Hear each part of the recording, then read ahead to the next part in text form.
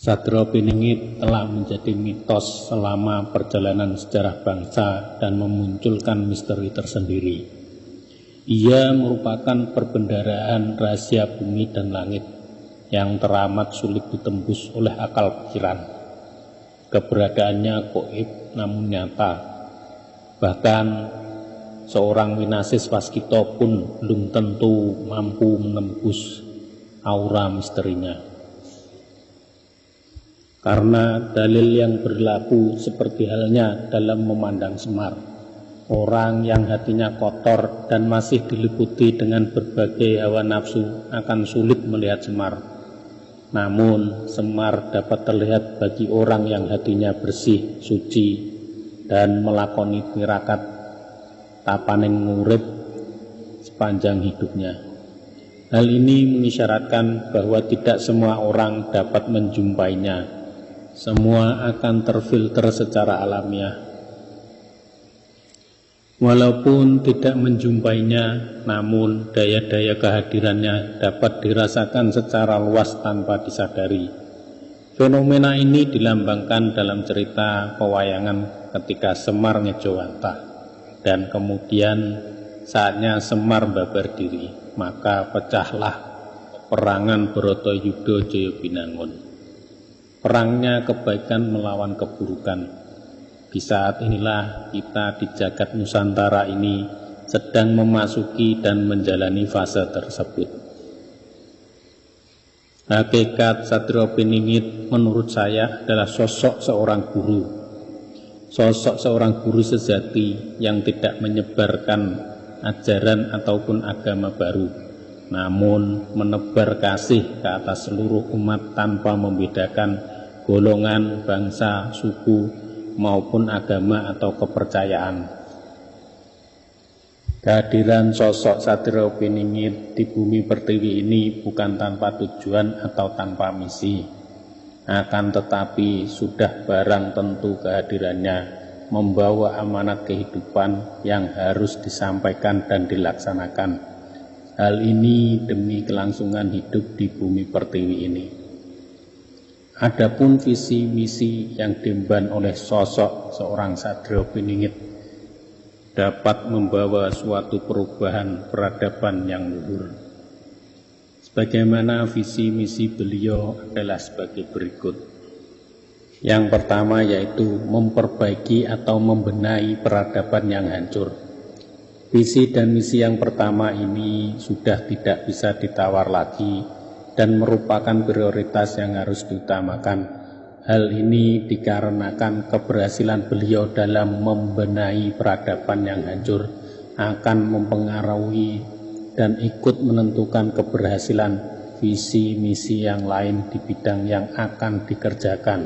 Dalam hal ini adalah membenahi peradaban antara manusia yang satu dengan manusia yang lain, baik itu antara manusia sebagai individu maupun manusia yang kapasitasnya berkelompok atau golongan. Membenahi peradaban manusia dalam kaitannya dengan makhluk yang lain, baik itu terhadap hewan maupun tumbuhan. Beliau juga akan menyatakan kehidupan batin pada kehidupan lahir, serta memperkenalkan kehidupan lahir ke batin. Membentuk tatanan kehidupan setelah peradaban yang hancur berhasil dibenahi dan kelangsungan hidup berjalan sebagaimana mestinya, barulah beliau membuat tatanan kehidupan ke depan yang mencakup tatanan berbangsa dan bernegara. Adapun tatanan kehidupan yang akan diterapkan oleh Sadra Piningit yaitu tatanan pada tingkat bawah atau masyarakat. Tatanan kehidupan yang dikehendaki oleh Sadra Piningit berlandaskan tatanan yang Insun Rahayu Balero Waluyo.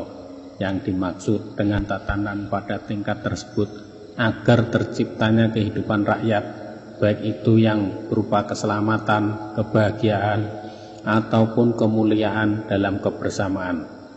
Pada tatanan di tingkat bawah ini, untuk mewujudkan terciptanya tatanan tersebut dibekali dengan ilmu, jurus tentang solusi kehidupan sebagai senjata pertahanannya. Tatanan yang kedua yaitu tatanan tingkat pamong praja atau pemerintahan.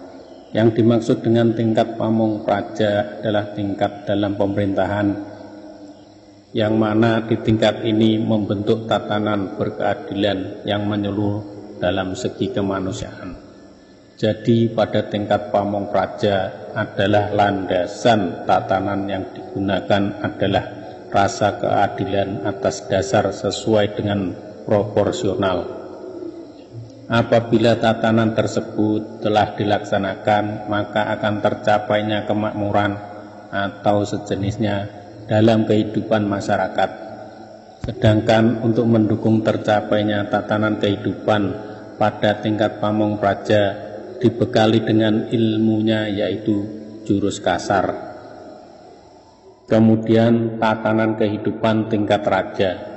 Yang dimaksud tingkat raja adalah tatanan kehidupan para pemimpin yang berlandaskan pada tatanan swarga maniloka. Tatanan kehidupan ini akan dicapai dengan sendirinya apabila tatanan di tingkat bawah telah membentuk kemuliaan dalam kebersamaan. Hal ini juga tidak dapat dipisahkan tercapainya pada tingkat pamong praja yang berkeadilan menyeluruh bagi kemanusiaan.